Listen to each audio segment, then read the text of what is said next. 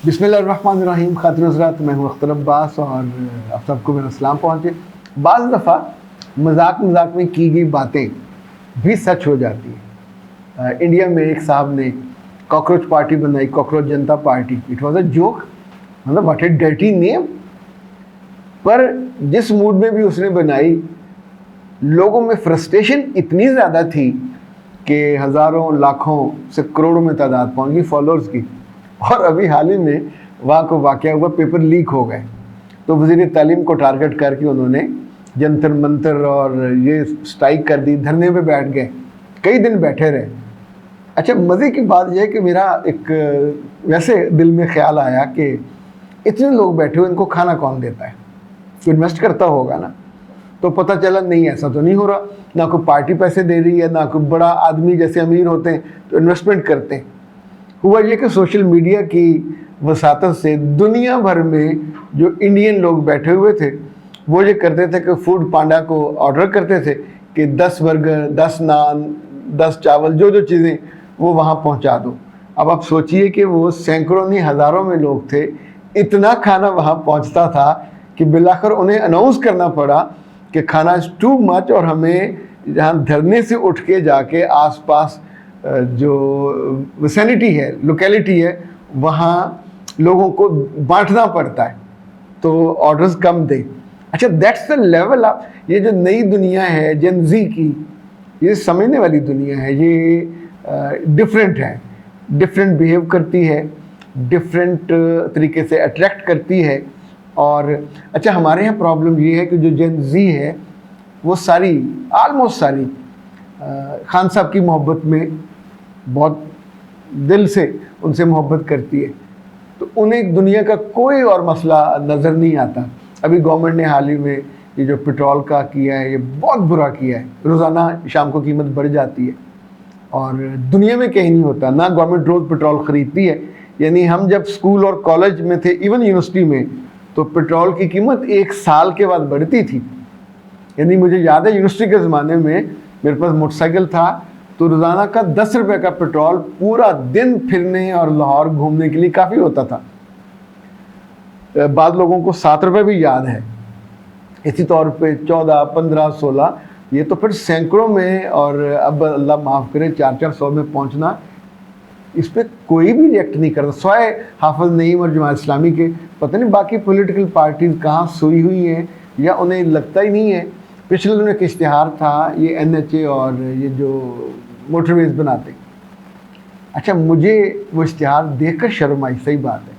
उसमें था कि 3 साल पहले हमारी आमदनी 68 अरब, फिर ये 100 पे चली गई, अब 180 अरब कमाया उन्होंने सड़कों से। तो क्या सड़कें कमाई के लिए बनाई जाती है? कहीं तो रद्द-ए-अमल होगा, और होगा तो फिर ये चीखेंगे कि क्यों रद्द-ए-अमल। फिर यहाँ भी कोई जंतर मंतर बन जाएगी, यहाँ भी कोई कॉकरोच बन जाएगी, और मुल्क का जो नज़्म व नस्क है, जो सुकून है, वो सब बर्बाद होगा। हुकूमत से अभी तक कश्मीर, रावलाकोट नहीं संभल रहा। तो अगर सोचें, इस वक्त दुनिया भर में, इवन बांग्लादेश से लेके जहाँ वहाँ हर जगह से जो अनरेस्ट की आवाज़ें आती हैं, बांग्लादेश में तो जेन ज़ी ने तब्दीली की, वज़ीर-ए-आज़म को भागना पड़ा, और उस पार्लियामेंट में वो 2-3 लड़के जो उसको लीड कर रहे थे, वो इस वक्त पार्लियामेंट का हिस्सा हैं। मुमकिन आने वाले कल वो वज़ीर भी बन गए। सो गुजारिश ये है कि चीज़ों को बहुत लाइटली नहीं लेना चाहिए, और ज़रा उस पर सोच विचार करना चाहिए। कल मेरे घर में मेहमान आए हुए थे। पाकिस्तान में जो सबसे बड़ी तलबा तंजीम है, उसका नाम इस्लामी जमीयत तलबा है। मैं चूँकि ख़ुद उसका हिस्सा रहा हूँ अपनी जवानी में और कॉलेज और यूनिवर्सिटी के ज़माने में, तो मैं अभी उनसे बहुत प्यार करता हूँ। बहुत यानी अच्छे मिजाज के, तकवे वाले, अल्लाह रसूल से डरने वाले, और अपनी ज़िंदगी को सीधे सवार रखने वाले ये नौजवान हैं। तो उनके जो पूरे पाकिस्तान के सदर कह लीजिए, नाज़िम आला कह लीजिए, साहबजादा वसीम वो थे, उनके सेक्रेटरी अबू ज़र गफ़ारी वो थे, और ये एक PhD कर रहे हैं, एक MPhil कर रहे हैं। यानी बहुत पढ़ी लिखी ये पूरी ब्रीड है। तो हमने खाने पे अच्छी गपशप की, और मेरा ये ख्याल था कि जमीयत चूँकि स्टूडेंट्स की और जेन ज़ी की तंजीम है, آج کل وہ نہیں اس کو مانتے, وہ نوجوانوں کی تنظیم مانتے. تو بیسیکلی انہیں فیل کرنا چاہیے کہ جین زی از اے ریئلٹی, اور اس کے بعد جین الفا یہ بڑی ہوگی کچھ سالوں کے بعد. تو ان کو ڈیل کرنا, ان کو ہینڈل کرنا نوجوانوں کو, عام نوجوانوں کو ہینڈل کرنے سے فرق ہے, اور اس کو پلان کرنا چاہیے بجائے اس کے کہ کل کو کاکروچ پارٹی بنے اور سب اس کو نیچے وہ اپنے سروں پہ کاکروچ والے وہ بنا کے, آنکھیں بڑی بڑی بنا کے, اور وہ ظاہر ہے کاکروچ بڑا غلیظ سا اور ڈرٹی, دیکھتے ہی بڑا ڈرٹی فیلنگ ہوتی ہے, پایا بھی ڈرٹی جگہوں پہ جاتا ہے. تو انسانوں کے لیے مجھے تو یہ نام کبھی بھی یعنی کسی طور پہ بھی ایکسیپٹیبل ہی نہیں لگتا. سو جتنے بھی سوچنے سمجھنے والے لوگ ہیں پاکستان میں, انہیں اپنے بچوں سے ضرور بات کرنی چاہیے, ان کو ایجوکیٹ بھی کرنا چاہیے کہ آنے والے کل, کیونکہ یہ بہت دور کی بات نہیں رہی, یہاں رد عمل ہونا ہی ہونا. جتنی ناانصافی بڑھتی ہے, انریسٹ بڑھتا ہے, اپرچونیٹیز کا ممکن ہے کسی نرسٹ اور فاسٹ اور یہاں سے کوئی لڑکا, ظاہر ہے وہ سوشل میڈیا کے ایکسپرٹ ہوتے ہیں, وہ اٹھے اور وہ بن جائے, پھر لیڈ کرنے لگ جائے, تو باقی سارے پولیٹیشین پھر زیرو ہو جائیں گے. یہ اتنی بڑی ریئلٹی ہے جو ہوتے وقت آپ کو پتہ نہیں چلے گا, کیونکہ ہم نے اس کو جگہ جگہ تیونس سے لے کے مصر, اور مصر سے لے کے آگے آپ چلتے جائیے سری لنکا اور یہ نیپال اور اب انڈیا اور بنگلہ دیش, تو یہ سب جگہ آ رہا ہے. اس میں بعض دفعہ پہ بچوں کی قربانیاں بھی جاتی ہیں. تو بجائے اس کے کہ حالات اس سیلابی ریلی کی طرح آئیں جیسے چناب میں انڈیا پانی چھوڑتا تو ایک دم سب سیالکوٹ کے آس پاس کے گاؤں بہہ جاتے ہیں اور زیر آب آ جاتے ہیں.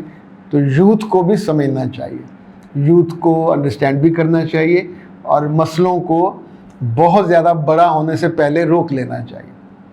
آج اتنا ہی اصل مسئلہ رہ گیا جس سے بات کرنی تھی. تو کبھی کبھی دل چاہتا ہے نا کہ دل کی بات جو دل میں آئی ہوتی ہے, دل پہ تھوڑا بعض وقت پریشر ہوتا ہے, بعض وقت دل چاہ رہا ہوتا ہے کہ آپ کو کچھ وہ منظر دکھایا جائے جو شادیوں سے منگنیوں سے ہٹ کے بھی ہو. تو کل انشاءاللہ پھر آپ کی منگنی پہ بات کریں گے. اجازت دیجیے, السلام. زندگی کسی سڑک کی طرح ہے, نہ تو سڑک سیدھی ہوتی ہے ہمیشہ, اور نہ ہی اس میں سے ہم جم سامنے باز آتے ہیں. معاملات ہوں, رشتے ہوں, تعلقات ہوں, ایکسپیکٹیشن ہوں, اتنی جگہوں پہ انسان کے دل کو دھچکا لگتا ہے اور دل دکھی ہو جاتا ہے. پر ہمارے آس پاس دکھوں کو چننے والا کوئی نہیں ہوتا, ہمیں حوصلہ دینے والا بھی کوئی نہیں ہوتا, کوئی رستہ دکھانے والا بھی کوئی نہیں ہوتا, اور یہ ہر بندے کے بس میں نہیں ہوتا. جب وہ میرے پاس کاؤنسلنگ کے لیے آتے ہیں, مینٹورنگ کے لیے آتے ہیں, تو ہم پورا 1 گھنٹہ آپ کو سنتے ہیں, یہ آدھا گھنٹہ بھی ہو سکتا ہے. پاکستان میں, پاکستان سے باہر, جہاں جہاں صبح 9 سے رات 9 تک 1 گھنٹے کے سلاٹس میں لیتا ہوں, اور اس میں صرف آپ کی باتیں سنتے نہیں ہیں, آپ کو بہترین حل بتاتے ہیں. یہ کاؤنسلنگ پیڈ ہوتی ہے, اور سب سے مزے کی بات یہ ہے کہ آپ ہی کے مطالبے پہ, آپ ہی کی خواہش پہ اور آپ ہی کی مرضی پہ ہم چھٹیوں کے دن بھی کاؤنسلنگ کے لیے آن رکھتے ہیں. 0300 946 8746 0332 746 8746. پاکستان میں ہوں یا پاکستان سے باہر, ضرور رابطہ کیجیے گا, تاکہ آپ کے دکھوں کو ہم محبت کی چمٹی سے ایسے کر کے اٹھا سکیں اور آپ کو راستہ بتا سکیں, تاکہ آپ کی زندگی کا سفر آسان, سہل, خوشگوار اور بہت اچھا ہو.